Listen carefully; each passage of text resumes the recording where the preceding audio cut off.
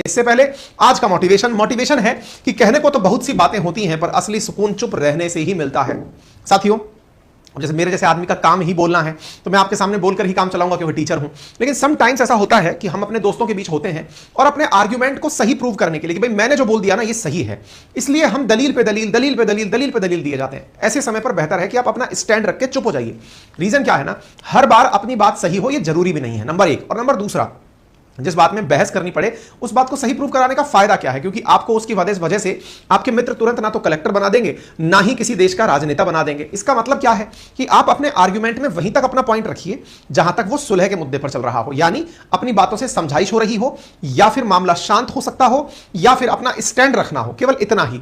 हर जगह कई बार हमारे अंदर एक गलत आदत आ जाती है। वो गलत आदत क्या होती है कि मैंने बोल दिया तो ये सही है, और जब सही है तो फिर मैं इसके बैकिंग में 5 पॉइंट और बोलूंगा।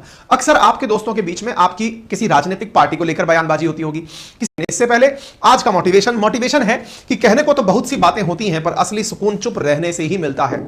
साथियों, जैसे मेरे जैसे आदमी का काम ही बोलना है तो मैं आपके सामने बोलकर ही काम चलाऊंगा क्योंकि टीचर हूं।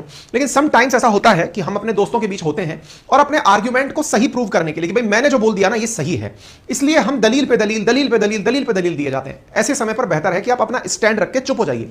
रीजन क्या है ना, हर बार अपनी बात सही हो ये जरूरी भी नहीं है, नंबर एक। और नंबर दूसरा, जिस बात में बहस करनी पड़े उस बात को सही प्रूव कराने का फायदा क्या है, क्योंकि आपको उसकी वजह से आपके मित्र तुरंत ना तो कलेक्टर बना देंगे ना ही किसी देश का राजनेता बना देंगे। इसका मतलब क्या है कि आप अपने आर्ग्यूमेंट में वहीं तक अपना पॉइंट रखिए जहां तक वो सुलह के मुद्दे पर चल रहा हो, यानी अपनी बातों से समझाइश हो रही हो या फिर मामला शांत हो सकता हो या फिर अपना स्टैंड रखना हो, केवल इतना ही।